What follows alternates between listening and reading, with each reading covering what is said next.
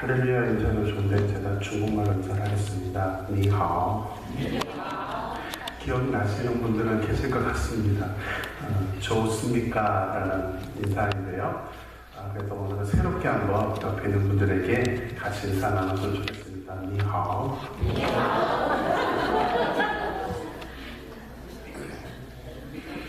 오늘은 한 가지를 좀 더 가르쳐 드리겠습니다. 중국말 어렵지 않습니다. 힘내라는 단어로 우리 옆 사람한테 뭐라고 보통 인사하죠? 화이팅 이렇게 인사하죠. 중국말로는 짜요라고 인사를 합니다. 요자는 기름 요자고 지아는 더할 가자를 그렇게 발음합니다. 무슨 의미예요? 기름을 더해 넣는다는 뜻입니다. 그래서 전 참 그 단어를 뜻을 좋아합니다. 기름을 더해 넣다. 성령의 기름을 충만하게 더 넣는 그런 기분을 항상 가기 때문에 오늘 여러분들이 그렇게 인사하면서 성령의 기름 부음이 저와 여러분 모두에게 충만하게 되기를 주의 이름으로 축원합니다. 그 사람이 인사하세요. 근데 요자에 짜요 이러면 이상한 단어가 되고요. 짜요 이래야 됩니다. 같이 한번 옆 사람에게 인사하겠습니다. 짜요.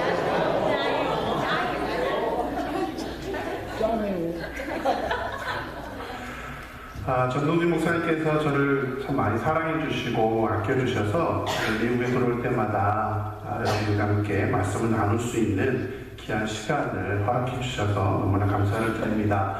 부족한 사람이지만 저에게 주시는 말씀, 특별히 선교지에서 선교를 하면서 그 말씀이 저에게 어떻게 다가오는지, 실제 제 삶에서 어떻게 역사하였는지 그런 부분들을 같이 나누면서 전하는 저나 듣는 여러분 모두가 오늘은 찌아유가 되는 그런 시간이 되었으면 좋겠습니다. 오늘 본문은 우리가 너무나 잘 알고 있는 본문이죠. 무슨 비유죠? 씨 뿌리는 비유. 어떤 사람이 씨를 뿌리러 나갔는데 어떤 씨는 길가에, 어떤 씨는 돌짝밭에, 어떤 씨는 가시떨기에 100배, 60배, 30배의 열매를 맺었다는 말씀입니다. 다 아시는 말씀이죠? 아니, 모르시는 말씀인가요? 다 아시는 말씀이죠? 이제 설교 끝났습니다. 내려가야 됩니다. 너무나 다 아시는 말씀인데 이 부분을 너무 우리는 쉽게 받아들이는 경향이 조금 있습니다. 저는 이 비유를 들을 때마다 궁금증이 자꾸 생겨요. 어떤 궁금증이냐면 생각해보세요. 좋은 땅에 떨어져서 좋은 열매를 맺는다는 것은 너무나 지극히 당연한 것 아닙니까? 너무나 당연한 얘기예요.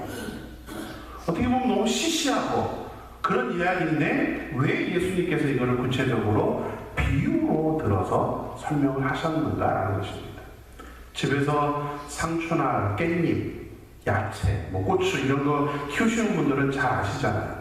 아니 굳이 재배를 안 하시고 안 키우시더라도 우리 보통 논리로 보면 당연히 아닌 이야기입니다. 당연히 야채나 이것들이 잘 자라려면 어떤 밭에 뿌려줘야 됩니까? 좋은 밭에 뿌려요. 좋은 흙을 사다가 뿌려야만 열매를 잘 맺는다는 것은 다 아는 그런 이야기입니다. 왜 이것을 구체적으로 설명하지 않으시고 다이렉트로 얘기하셔도 되는데 비유를 들어서 설명을 하셨을까라는 부분입니다. 또 한 가지 궁금증은 저는 밭보다는 저는 좀 더 관심이 가는 게 누구였냐면 씨 뿌리는 사람이었습니다. 여러분 씨 뿌리는 사람에 대해서 생각해 본 적 있으세요? 우리 항상 이 비유 들으면 뭐부터 생각합니까? 밭, 그죠? 밭만 생각하지 씨 뿌리는 사람의 책임에 대해서는 별로 생각을 하지 않습니다. 씨 뿌리는 사람이 처음부터 어디다 뿌리면 됩니까? 그렇죠. 좋은 밭에만 뿌리면 그냥 끝납니다. 이야기는 굳이 비유 안 들어도 좋은 밭에만 뿌리면 되는데 씨 뿌리는 사람이 어디다 뿌렸어요? 길가에 뿌리고 돌짝밭에 뿌리고 가시떨기에 뿌리고 좋은 밭에 뿌렸습니다. 저희가 올해 안식년으로 이제 1년을 휴식의 시간을 받아서 제가 살동치에 유저지지만 저희가 모험심에 강해서 좀 안 살아보던 도시에 가서 살아보자 해가지고 지도 놓고 기도하다가 노스캐롤라이나의 그 캐피털인 랄리라는 곳으로 이제 살기로 결정을 하고 내려갔습니다.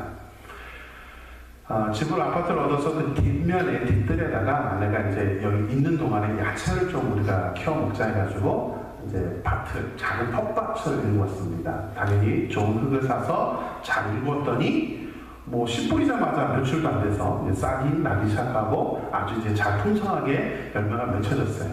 그랬더니 아내가 용기를 얻어가지고 뒷뜰이 아니라 앞뜰에다가 꽃하고 방울토마토하고 이런 것들을 심자 해가지고 아내가 이제 앞에다가 심기 시작했습니다. 근데 씨를 뿌린 건 아니고 모종을 가지고 와서 이제 심었어요. 근데 아내가 밭에 이렇게 땅을 이렇게 갈고 이렇게 뭐라 그러죠? 이렇게 개간하다 보니까 흙이 조금 안 좋아요. 흙이 안 좋은 데다가 이렇게 보니까 밑에 자갈이 너무 많았습니다. 만약에 고민을 했어요. 저거를 좋은 걸 사다가 좀 더 이렇게 깊게 한 다음에 심을까 고민하다가 조금 귀찮았던지 그냥 되겠지 싶어서 열심히 사다 놓은 토마토하고 이렇게 심었습니다. 꽃을. 어떻게 되었을까요? 저희 집에 안 와보셔도 압니다.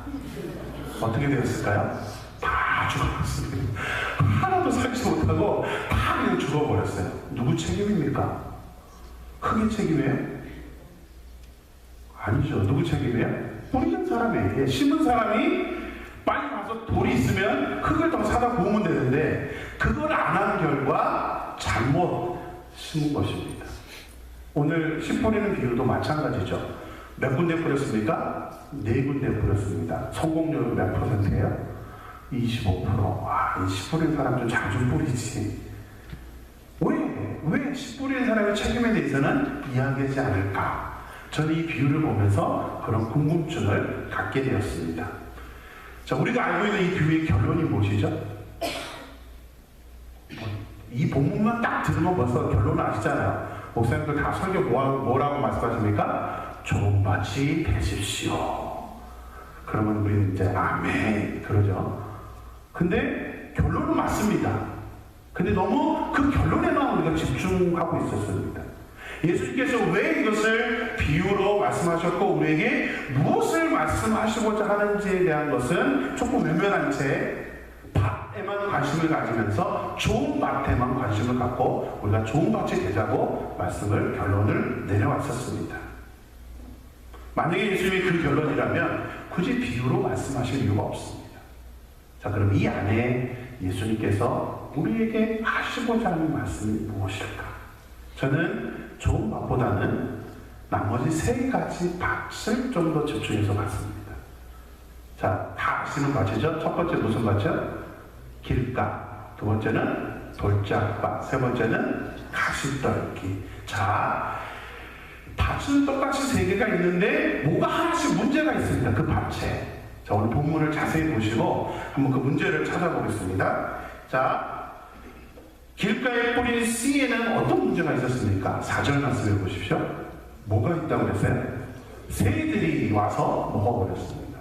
새들이라는 문제가 있었습니다. 돌짝밭에 뿌려진 씨는요? 뭐가 떠오르자 문제가 생겼습니까? 태양, 해가 떠오르자 문제가 생겼습니다. 세 번째, 가시떨기에 뿌린 씨는요? 7절에 말씀 안 해도 벌써 답이 나왔죠. 뭐예요? 가시가 문제죠. 가시가 기운을 막아서 더 이상 싹을 틔우지 못했습니다.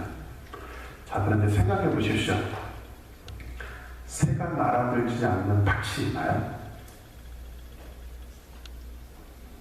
해가 뜨지 않는 밭이 있나요? 해가 뜨지 않으면 죽죠. 오히려 해가 있어야만 됩니다. 가시가 없는 밭이 있나요? 이런 분들도 있을지 모르겠습니다. 특별히 이 밭은 새가 많이 날아드네. 특히 이 밭은 해양이 너무 뜨거워. 특히 이 밭은 가시가 너무 많아서 가시천지야. 이런 밭이 있나요? 그렇지 않습니다. 모든 밭은 다 동일하죠. 모든 밭은 다 새가 날아들고 태양이 뜨고 모든 밭은 다 가시와 여러 가지 잡초들이 나기 마련입니다. 그럼 예수님이 무슨 말씀하시려고 이 말씀을 하셨을까요? 예수님이 말씀하시는 건 뭐냐면 근본적으로 모든 밭은 다 똑같다는 것입니다.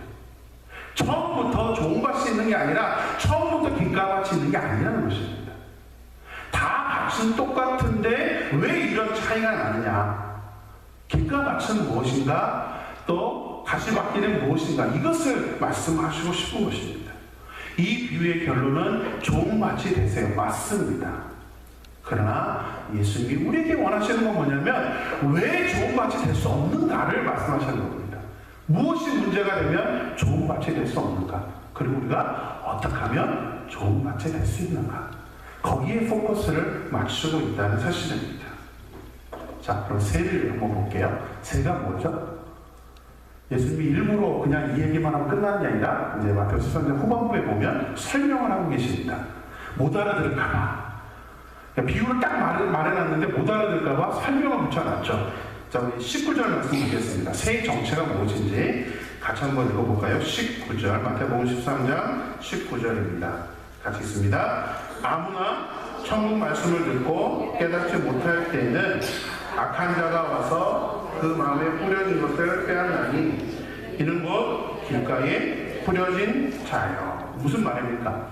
말씀이 선포되고 말씀을 듣고도 이 말씀을 내 삶에 적용하지 않으려고 할 때 새들은 사탄이라고 그러죠. 사탄이 와서 그 말씀을 다 가져가 버린다는 사실입니다. 그게 뭐가 되는 거예요? 길가밭이 되는 거예요. 우리도 마찬가지입니다. 오늘도 이렇게 말씀이 선포되는데 저건 뭐 그냥 듣고 끝난다. 그러면 우리가 무슨 밭이 되는 겁니다? 되는 겁니까? 길가밭이 되는 것입니다. 근본적으로 밭은 똑같은데 이런 모습이 되면 우리가 길가밭이다라고 예수님은 말씀하시는 것입니다. 해는, 태양의 정체는 무엇입니까? 20절, 21절에 보면 뭐예요? 21절 끝부분에 보면 나옵니다. 환난이나 박해가 일어날 때는 곧 넘어지는 자예요. 무슨 뜻입니까? 태양이라는 것은 우리에게 유익한 것인데 밭에는 반드시 필요한 것인데 태양이 뜨면 태양은 무엇으로 대변합니까? 어려움이 오면 말씀과 상관없이 말씀이 우리 생활에 적용되지 않고 그 어려움 때문에 넘어진다면 우리가 무슨 밭이 되는 겁니까? 돌짝밭이 되는 것입니다. 우리 경험 많지 않아요. 그렇죠? 문제가 없었을 때는 믿음이 좋은 것 같은데 문제가 없었을 때는 신앙생활 너무 재밌는데 어려움이 오면 우리도 어떻게 합니까? 자주 넘어지죠. 옥도 마셨다가도 넘어지면 우리가 무슨 밭이 되는 겁니까? 돌짝밭이 되는 것입니다. 마지막으로 가시는 무엇입니까? 22절에 나오죠? 같이 한번 읽겠습니다. 22절. 가시떨기에 뿌려졌다는 것은 말씀을 들으나 세상의 염려와 재물의 유혹에 말씀이 막혀 결실하지 못하는 자요. 가시떨기도요, 말씀은 잘 압니다. 잘 듣습니다. 그러나 뭐가 가로막는 거예요? 가시를 뭐라고 얘기합니까? 물질이죠. 물질 앞에 딱 우리 인간이 이상해도 제일 약한 게 뭐예요? 물질이에요. 물질의 염려만 딱 오면 그 가시가 우리 앞에 딱 놓이면 우리가 그동안 알았던 말씀이 아무런 작용을 하지 않는 것입니다. 옥토밭은요 장황하게 설명하지 않습니다.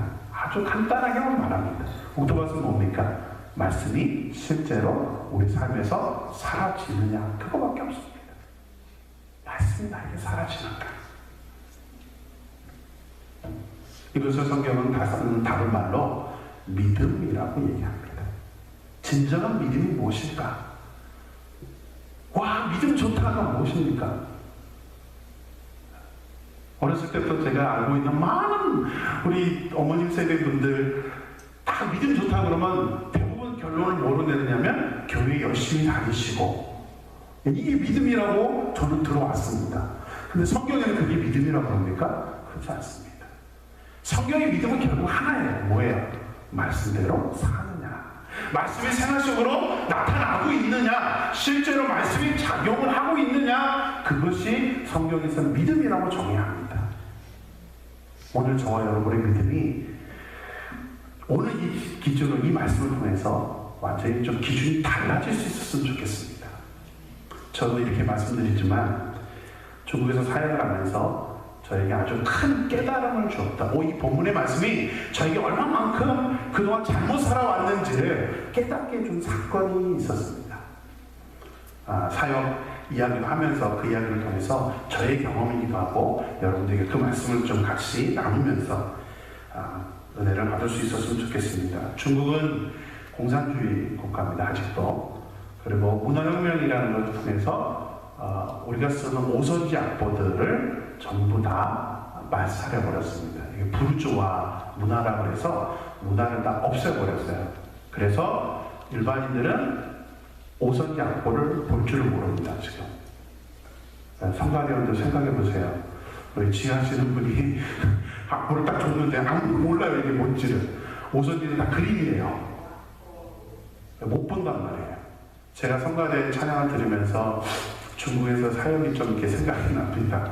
합창을 가르치려고 아무리 노력을 해도 악보를 볼 줄 모르니까 소프라노 가르쳐 놓고 4부는 거의 못 가르치고요. 이제 2부나 3부 이렇게 가르치는데 소프라노 가르쳐 놓고 엘토 가르쳐 놓고 자 같이 부르자 그러면 엘토가 다 소프라노 쫓아갑니다.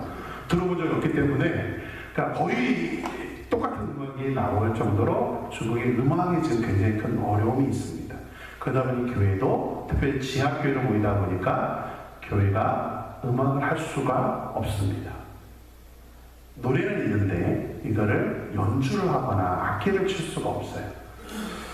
그동안은 제가 쫓아다니면서 가르쳤습니다. 혼자 이제 아내랑 쫓아다니면서 가르쳤는데 이렇게 하면 효율적이지 못할 것 같아서 하나님께서 저에게 정식으로 찬양학교를 좀 세워서 교회 지도자들을 양육하라는 그런 비전을 주셨습니다. 그래서 학교를 세우기로 했는데 처음에 이 학교를 세우려고 그러면 많은 비용이 되니까 고민을 하던 중이었는데 한국 성기사님, 저희랑 같이 있는 지역에서 사역하신 성기사님께서 후원을 받아서 건물을 임대한 게 있었어요.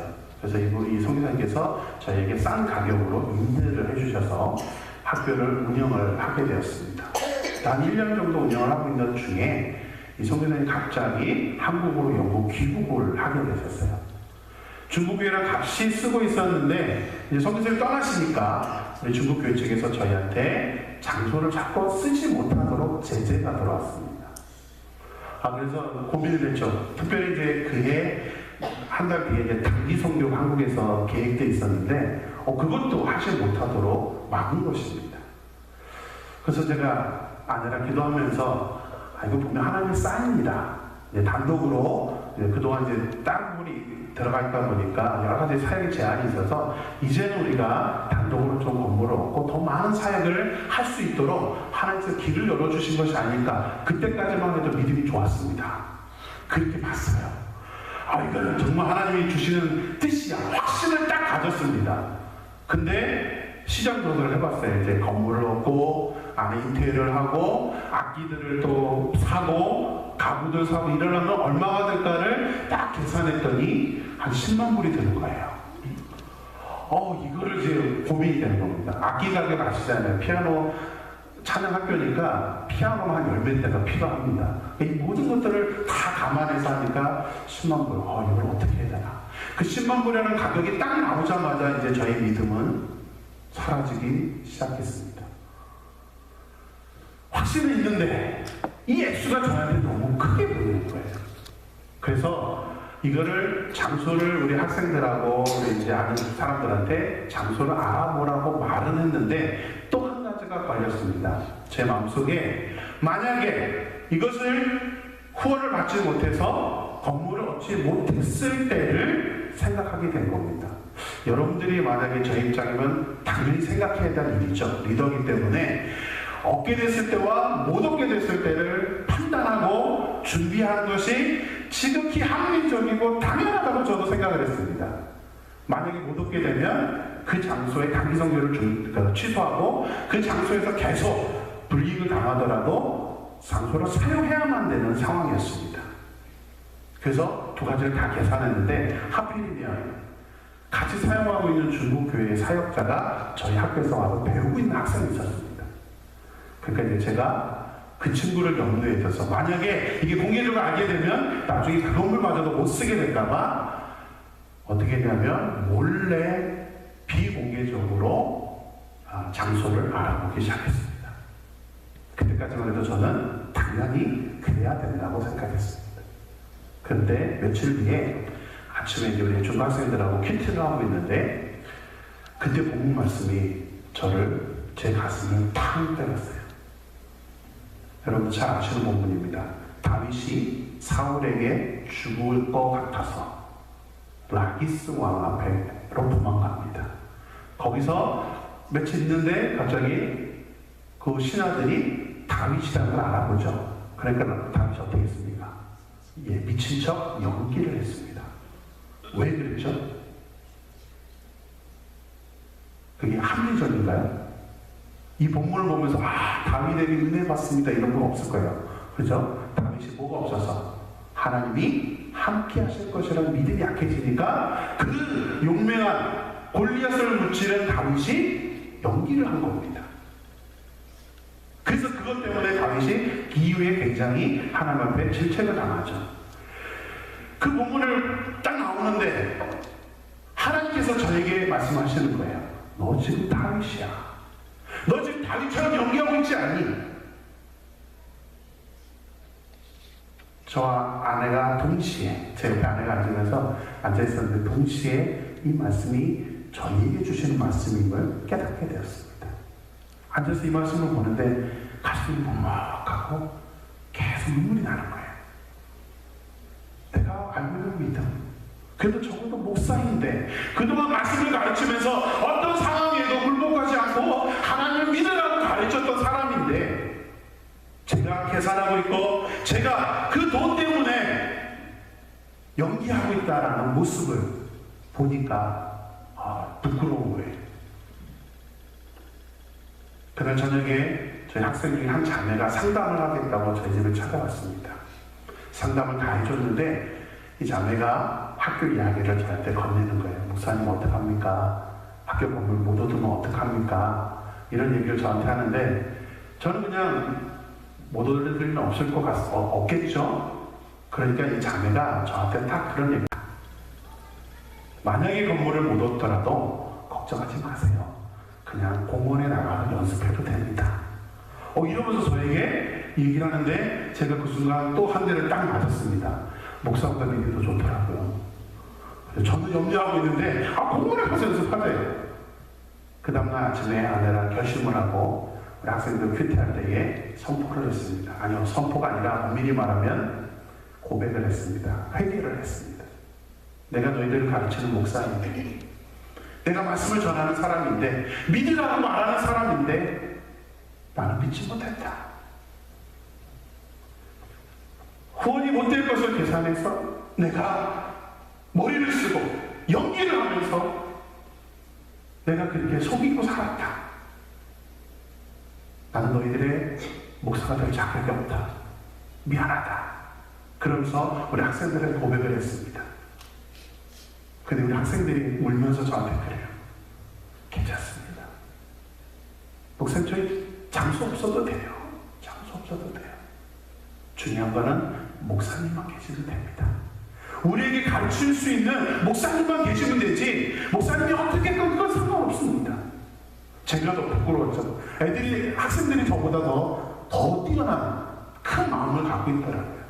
그래서 제가 선포했습니다. 오케이, 오늘 이후로 나도 변화되겠다. 오늘 이후로 나도 너희들에게 목사다운 목사가 되겠다. 그러면서 한 달 뒤에 우리 분명히 새로운 장소에 가서 단기 선교를 할 것이다.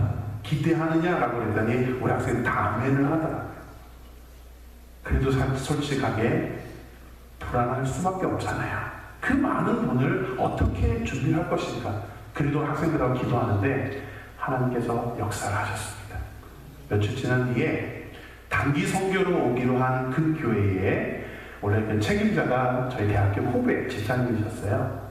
이 집사님께서 저희 학교 소식을 듣고는 본인이 막 기도하던 중에 학교에서 1장 4절 말씀을 큐티를 하다가 그 말씀에 순종하기로 했다고 전화가 왔습니다. 학교에서 1장 4절 말씀은 무슨 말이냐면 한번 우리 찾아볼까요? 같이 한번 말씀을 이분이 어떤 마음으로 하게 됐는지. 학교에서 1장 4절에 보면 이런 말씀이 있습니다. 이 성전이 황폐하였거늘 너희가 이때에 완벽한 집 가운데 거하는 것이 옳으냐. 이 말씀을 집사님하고 아버님, 장로님하고 같이 큐티하다가 두 분 다 도전을 받은 거예요. 그러면서 은행에서 대출을 받아서, 있어서가 아니라 은행에서 대출을 받아서 25,000불을 저에게 헌금하겠다고 전화를 해왔습니다. 근데 저는 그것을 받을 수가 없었어요. 이분들이 넉넉해서 한 게 아니라 대출을 받아서 한 거기 때문에 이거는 받을 수 없다고 그랬는데, 이분들의 마음을 알게 되고는 제가 더 부끄러워졌습니다. 바란에 있는 바란 감리교회 집사님이신데, 장모님이신데, 두 분의 기초의 아들과 아버님이신데, 한 3년 전에 새 성전을 지으면서 구성전터가 팔릴 거를 계산하고 새 성전을 지었습니다. 근데 한국 경기가 안 좋아지면서 건물을 팔지를 못한 거예요. 그러면서 교회의 재정 부담이 너무 커졌습니다. 그러니까 이 장로님께서 기도하시던 중에 그냥 본인이 떠나야 되겠다, 교회를 위해서 떠나야 되겠다 싶어서, 시세가 당시 18억이었는데 일부러 교회 재정을 만들어주기 위해서 25억에 샀습니다. 그리고 1년 동안 이 건물을 짓는 동안에 이자만 매달 10,000불씩 나가야 되는 상황이었어요. 근데도 떠넘기로 결정을 하고는 이제 정부에다, 시에다가 얘기해서 준공검사가 떨어진 날 저에게 전화를 한 거예요. 내가 나를 위해서 한 건 아니지만 그래도 교회 건물을 사서 이제 준공검사가 떨어졌으니까 선교를 위해서 그래도 우리가 뭔가 해야 되지 않겠느냐, 하나님께 먼저 11조를 해야 되지 않겠냐, 그 마음으로 저에게 재정이 없으니까 이제 대출을 받아서 헌금을 한 것입니다. 그리고 저한테 사양하지 말라고, 하나님께서 주신 마음이라고. 저는 말씀을 보고 말씀을 읽고 그대로 살려고 순종하는 그 두 분의 모습 때문에 아내와 그 전화를 받고는 울 수밖에 없었습니다. 부끄러웠어요. 기쁨에 돈이 생겼다 이게 아니라 부끄러운 거예요. 그 모습들 때문에 제 모습도 부끄러워졌습니다. 이 부족한 사람에게 그래도 학교를 하라고 헌금해 주시는 하나님의 그 사랑과 그 모습 때문에 감격을 받게 되었습니다. 그래서 학교를 이제 장소를 얻고 시작을 하게 되었습니다. 저에게 이 사건은 저의 인생을 좀 송두리째 뒤바꿔 놓는 사건이 되었어요. 그동안은 말씀대로 산다는 것을 저 역시도 그렇게 크게 깨닫지 않았습니다. 목사이다 보니 얼마나 말씀을 많이 알고 이 말씀을 얼마만큼 잘 전할 것인가, 거기에 제가 포커스를 맞추고 있었어요. 근데 그 사건 때문에 말씀을 많이 아는 것보다도 중요한 것은 얼마만큼 그 말씀을 생활 속에서 실제로 사느냐라는 것이 더 중요하다는 것을 깨닫게 되었습니다.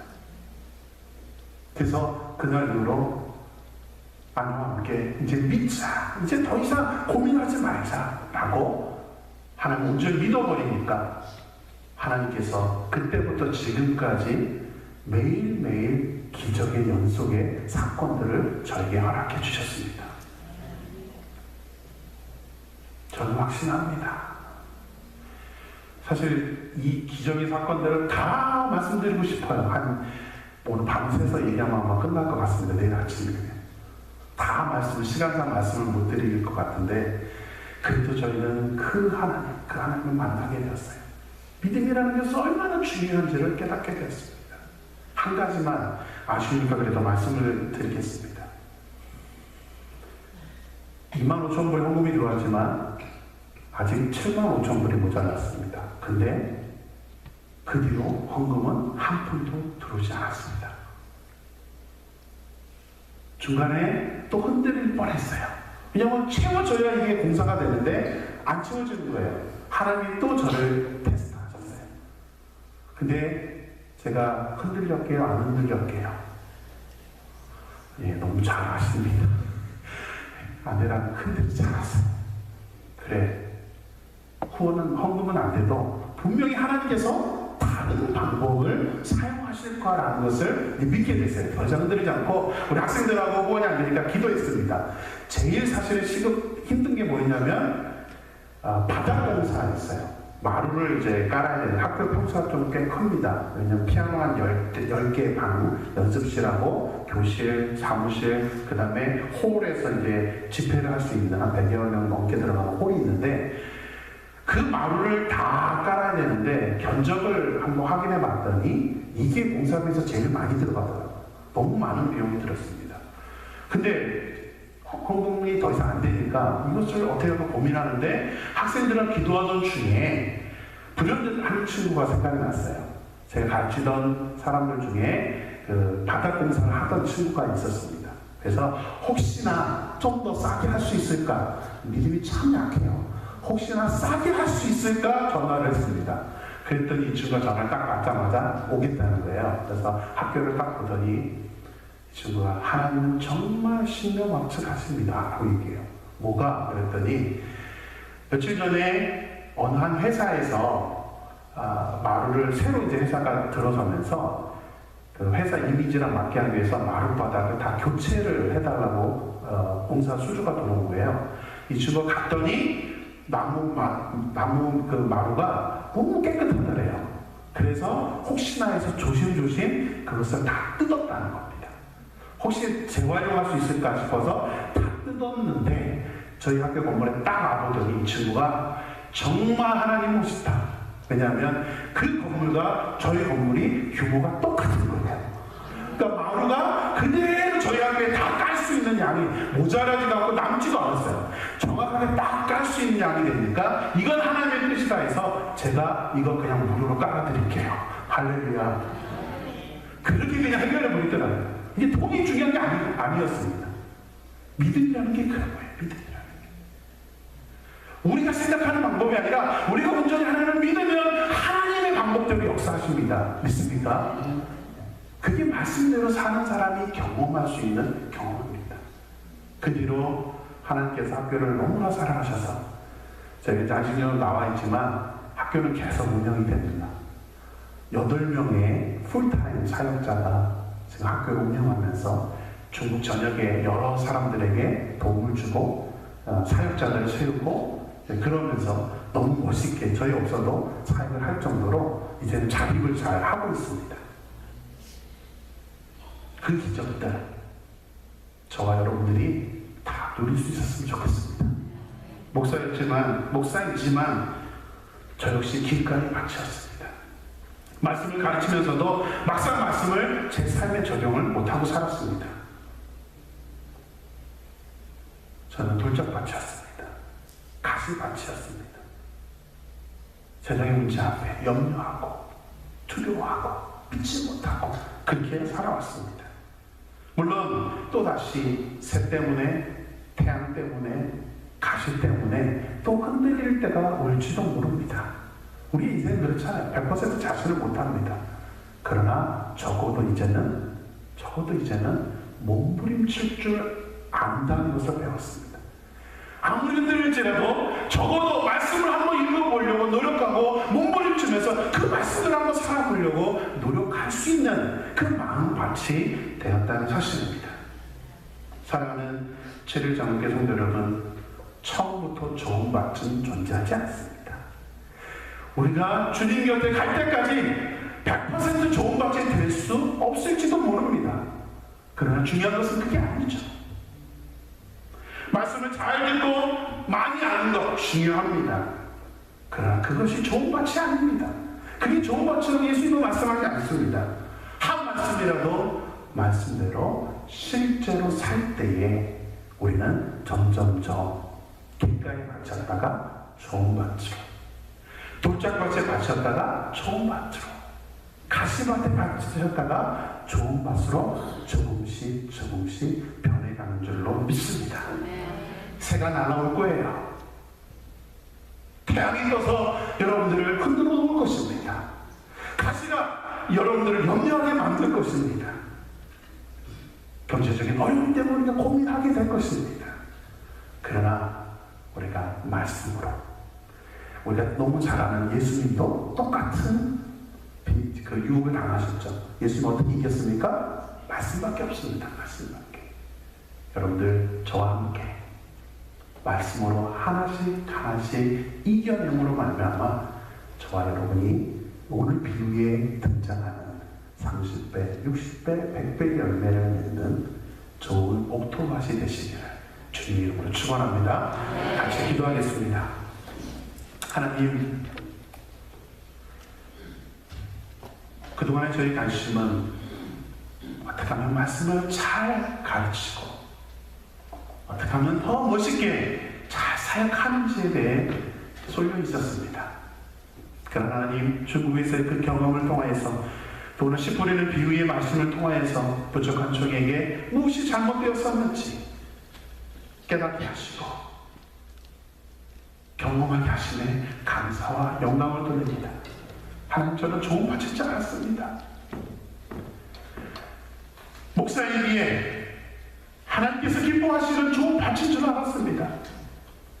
그러나 하나님, 정작 새가 날라오고 정작 태양이 뜨고 하나님 같이 밭을 보면 하나님 말씀을 적용하지 못하고 저 역시 근심하고 걱정하면서 하나님의 말씀이 제 삶에 아무런 작용도 하지 못하고 그렇게 살아왔던 부정한 종의 모습을 용서하여 주시옵소서. 그러나 하나님, 그 경험을 통하여서 확실한 마음을 갖게 되었습니다. 말씀을 많이 하는 것 중요하지만 하나님, 그것보다는 한 말씀이라도 제 삶 속에서 실제로 한번 생동하고 실제로 그 말씀대로 살 수 있는, 그러기 위해 몸부림칠 수 있는 마음을 허락해 주심에 감사를 드립니다. 하나님, 기도합니다. 사랑하는 제리의 성도님 모든 자로계 성도님 모두가 오늘 이 말씀을 통하여서 하나님 씨 뿌리는 이유를 제대로 우리가 알고 하나님 말씀대로 순종하면서 살 수 있는 그 하나님, 앞으로도 계속 새가 날아들 것입니다. 계속 해가 떠서 우리를 괴롭힐 것입니다.